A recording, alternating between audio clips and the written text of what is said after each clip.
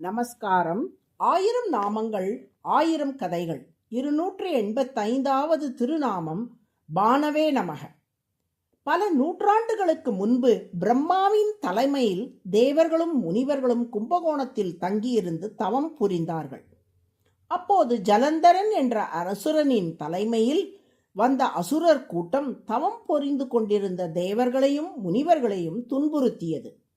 இந்த அசுர கூட்டத்தின் இடையூறுகளிலிருந்து தம்மை காத்து நிம்மதியாக தவம் புரிய உதவி செய்யுமாறு பிரம்மாவும் மற்ற தேவர்களும் முனிவர்களும் திருமாலிடம் பிரார்த்தித்தார்கள்.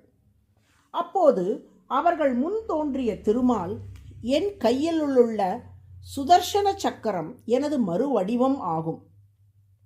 எனது சங்கல்ப சக்தியின் தோற்றம்தான் இந்த சக்கரம். இந்த சக்கர வடிவில் நான் வந்து அந்த அசுர சக்திகளிடம் இருந்து உங்களை காப்பேன் என்று அவர்களுக்கு வாக்களித்தார்.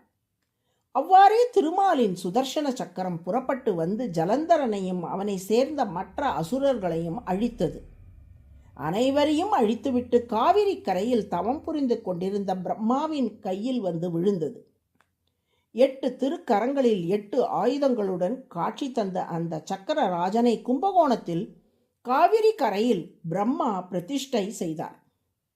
திருமாலின் மறுவடிவமாக தோன்றிய சக்கரமாக அவர் திகழ்ந்தபடியால் சக்கரபாணி பெருமாள் என்று அவருக்கு பெயர் சூட்டினார் பிரம்மா.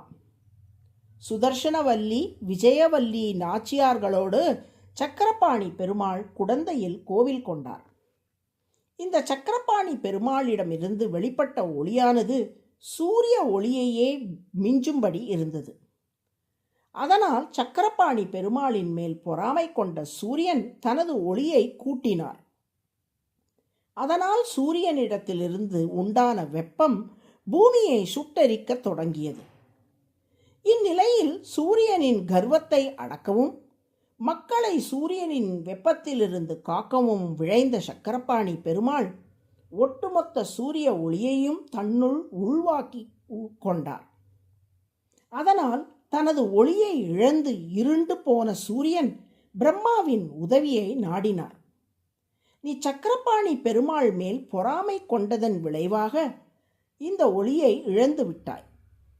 நீ அவரை சென்று வணங்கினால் மீண்டும் ஒளியை பெறலாம் என்று வழிகாட்டினார் பிரம்மா.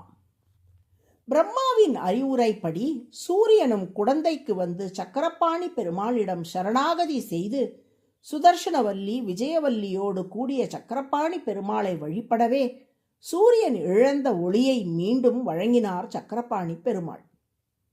நீ என்னை வழிபட்டதற்கு அடையாளமாக இந்த ஊர் இனி பாஸ்கர க்ஷேத்திரம் என உன் பெயரிலேயே அழைக்கப்படும் என்று சூரியனுக்கு வரமும் தந்தார் சக்கரபாணி பெருமாள்.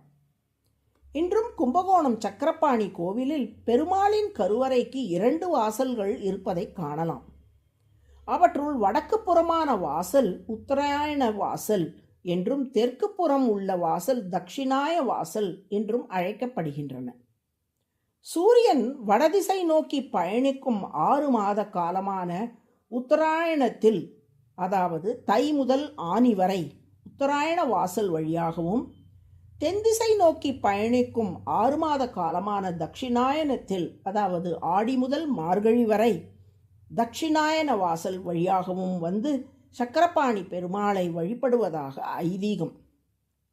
அதனால்தான் இன்றும் சக்கரபாணி கோவிலில் தை முதல் ஆனி வரை வடக்கு வாசல் மட்டுமே திறந்திருக்கும், தெற்கு வாசல் மூடப்பட்டிருக்கும். அவ்வாறே ஆடி முதல் மார்கழி வரை தெற்கு வாசல் மட்டுமே திறந்திருக்கும். இப்படி தனக்கு ஒளியை மீட்டு தந்த சக்கரபாணி பெருமாளை சூரியன் இன்றளவும் வந்து வழிபட்டு கொண்டிருக்கின்றார். சூரியனை மிஞ்சிய ஒளி படைத்தவராகவும் சூரியனுக்கே ஒளி தருபவராகவும் திருமால் திகழ்வதை இந்த வரலாற்றின் மூலம் நம்மால் அறிய முடிகிறது. பா என்றால் ஒளி. ஒளிமிக்கவராக இருந்து கொண்டு தனது ஒளியை கொண்டு சூரியனை ஒளிர செய்வதால் திருமால் பானு என்று அழைக்கப்படுகிறார்.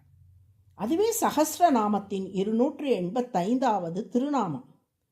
பானவே நம என்று தினமும் சொல்லி வரும் அன்பர்களுக்கு ஒளிமயமான எதிர்காலம் அமையும்படி திருமால் அருள் புரிவார். நாராயண நாராயண.